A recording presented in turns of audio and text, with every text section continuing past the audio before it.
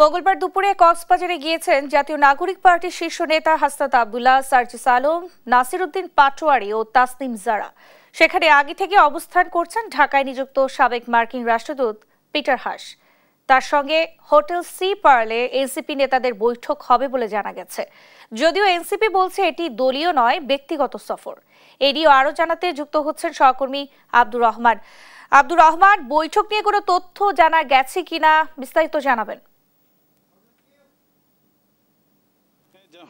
যেমনটি জানাচ্ছিলেন, আসলে সকালে 8টার ফ্লাইটে কক্সবাজারে আসেন হাসনাত আব্দুল্লাহ, সার্জিস আলম, তাসনিম জারা সহ 4 জন আসেন এবং তারা সরাসরি কক্সবাজারের সিপাল হোটেলে উঠেছেন বলে একটি গুজব হয় এবং আমরা পরবর্তীতে গোয়েন্দা বিভাগের বিভিন্ন তথ্য দিয়ে জানতে পারি যে তারা কক্সবাজারে এসেছেন এবং যেই হোটেলে তারা লবিতে গেছেন সেটি হলো সিপাল। এবং সিপাল কর্তৃপক্ষ আমাদেরকে অস্বীকার করছেন যে এখানে কোনো বিদেশি পর্যটক বা বিদেশি কোনো অতিথি নেই, কিন্তু আমরা যেটা জানতে পেরেছি জেলা প্রশাসন, জেলা পুলিশ এবং বিভিন্ন অসমর্থিত সূত্রে যেটা, সেটি হলো যে আমেরিকান এমবেসির কিছু লোকজন হোটেলে অবস্থান করতেছে এবং তারা এনসিপি নেতাদের সাথে মিটিংয়ের ব্যাপারে তারা কিছু জানে না।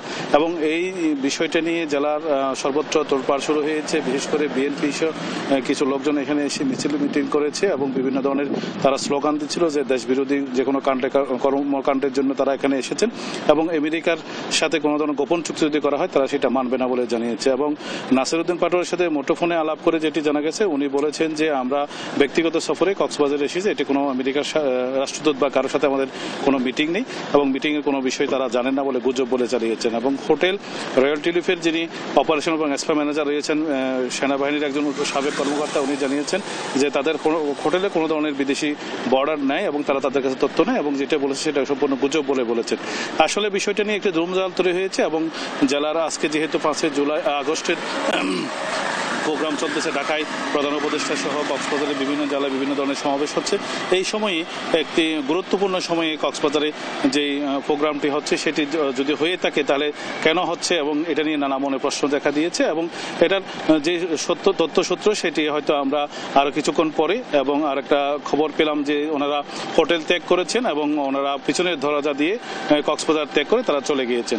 আসলে কোনো ধরনের কেউ কথা বলতে, জেলা পুলিশ বলেছেন যে নাসির উদ্দিন পাটোয়ারিরা কক্সবাজারে এসেছেন, এটুকুই তারা বলতে চাচ্ছেন এবং সেখানে যে আমেরিকার রাষ্ট্রদূত বা অন্য কোনো ব্যক্তির সাথে সংগঠনের মিটিং সাথে তাদের কাছে এখনো পর্যন্ত তারা মুখে স্বীকার করতেছে না এবং আমার গণমাধ্যম কোনো বিষয়ে আলোকপাত করে নাই। এবং এটার যেই একটা ফলশ্রুতিতে দীর্ঘদিন ধরে যে করিডোর এবং সেন্ট মার্টিন নিয়ে যে গুজব ছিল, সেই গুজবের অনেকটা নির্বাচনের আগে এবং আজকের মতো গুরুত্বপূর্ণ দিনে যদি কক্সবাজারে যেহেতু কেন এসেছেন, এই বিভিন্ন প্রশ্নে ঘুরপাক বিভিন্ন জনমনের প্রশ্ন দেখা দিয়েছে এবং এটার সদুত্তর পাওয়ার জন্য পুলিশ প্রশাসন বা অন্যান্য মাধ্যম থেকে যদি যতক্ষণ প্রতি স্বীকার করানো হবে না, অসম্মতি সূত্রগুলো প্রমাণ করার কোনো সুযোগ আছে বলে অনেকেই দাবি করেন যে এটা সুযোগ প্রমাণ করা যাবে না। এবং গোপনে এই ধরনের এবং 1/11 সময়েও কিন্তু মঈনুদ্দিন ফখরুদ্দিনের সময়ে কিন্তু এই কক্সবাজারেই থেকেই 1/11 শুরু হয়েছিল এবং আমেরিকার রাষ্ট্রদূত সব বিভিন্ন যে তথ্যসূত্র মানুষ বলতেছে যে এই ধরনের বিভিন্ন কাহিনী কর্মকাণ্ড কক্সবাজারকে কেন তারা বেছে নিলেন এবং কেন নিরাপদ মনে করেছেন, এটা প্রশ্ন দেখা দিয়েছে। এটাই ছিল আমার কাছে কক্সবাজার থেকে সর্বশেষ।